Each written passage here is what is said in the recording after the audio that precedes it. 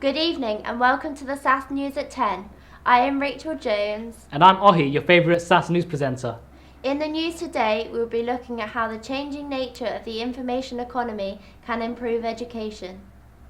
Using the same data analytics tools that have improved retail, manufacturing and pharmaceuticals, experts suspect that the way material is taught to young people can improve their job prospects and therefore improve the efficiency of our economy. Not only can big data analytics find the best way to present information to children, specialists will also be able to analyse the syllabus to influence the best outcomes on individuals and the world we live in. Our technology editor, Haider Hafid, reports live now from the SAS UK headquarters in Marlow. Haider, can you tell us more about how to improve our schools using analytics? Thank you. I'm in the lovely estate of SAS UK in Marlow to talk to you about how big data and data analytics can be used to improve the performance of young people. Big data has not saturated the education field in quite the same way as other sectors such as retail, manufacturing and pharmaceuticals. However, the technology has just as much to offer to improve their institutions. Haider, how can we leverage this type of data? Schools generate huge volumes of data, from test scores to admission numbers. With the advent of online coursework, the amount of data available to school officials has exploded. This information can be leveraged with big data tools to not only enhance the business side of academics, but also improve the overall quality of education provided to the students. That sounds great, but how does it benefit the individual?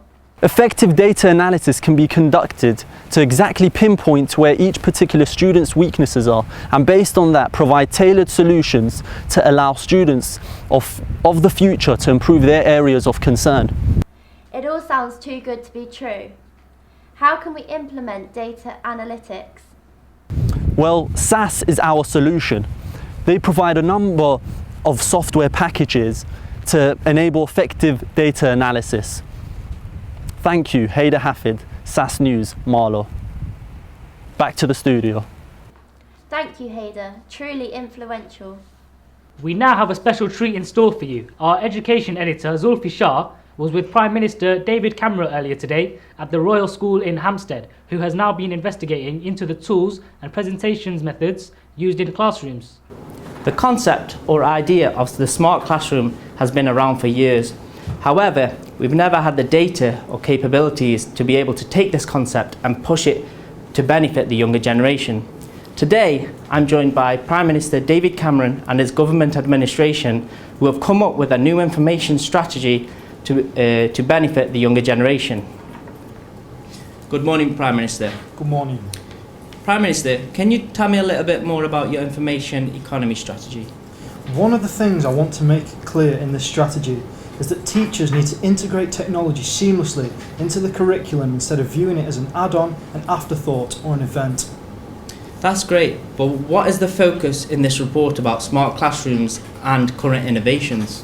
I think it's safe to say that everybody's coming onto the idea of smart classrooms and the notion of distance learning, such as the relative success of the Open University. As a nation, we want a strong and growing UK information economy sector that leads the world in developing new technologies and taking them to global markets. The UK's innovation ecosystem must support this by investing in research, encouraging collaboration between business and academia, and enabling the successful commercialisation of ideas. Companies such as SAS are working closely together with universities to be able to collect, analyse and meaningfully visualise large amounts of data. And how can this be, and how can innovation be linked to this?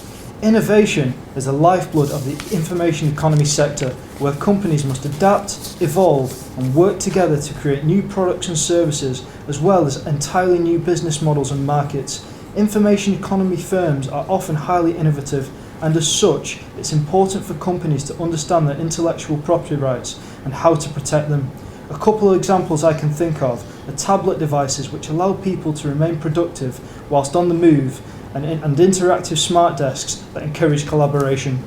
So that's been insightful, and I'd like to thank the Prime Minister for giving us the opportunity to do this interview.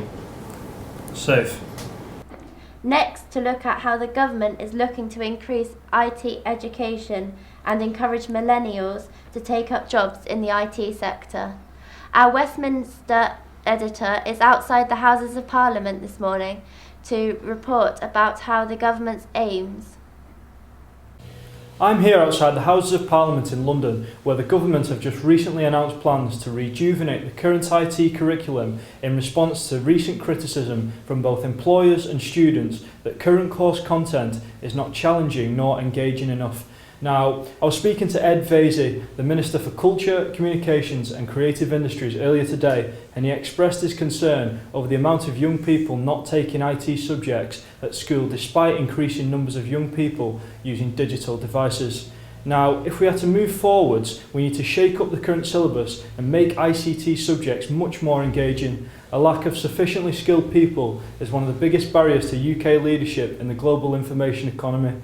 The government shake-up will introduce a new compulsory ICT curriculum from September 2014, which will be much more ambitious in nature and focus on the principles of computational thinking. Preparing for this data revolution by focusing on increasing the skills of our digital workforce will be key to ensuring the UK keeps up with constantly growing information economy. Next to our wonderful weather girl, Jasmine Baker, to see what we have in store for this weekend. Thank you, Rachel. Right, as you can see behind us, cloud computing is taking off. That being said, clouds can and are predominantly being used to help improve efficiencies, i.e. saving time, cutting costs and generally bringing a greater return on investment to our businesses. We always talk about how clouds can impact our businesses, but what about our education? What about our future? How can we channel all of this big data to help our students thrive? Many schools suffer from drastically low grades despite best efforts. This is often due to poor infrastructure, things such as small classrooms and lack of good teachers. These clouds are the solution. Online management systems can greatly reduce this load. SAS produce a range of data analytic tools and software which enable organisations to harness this data. Dashboards are a great example of where teachers can use visuals to monitor student progression and performance. Students can work from the cloud, share knowledge, never forget assignments or homework again. On the cloud, you can have access anywhere, at any time. We can combat tiny classrooms with virtual classrooms. Students can attend classes in their own space, i.e. at home, having teachers readily available, sometimes thousands of miles away. This also addresses the lack of teachers, probably blown out by our economically depressing wind.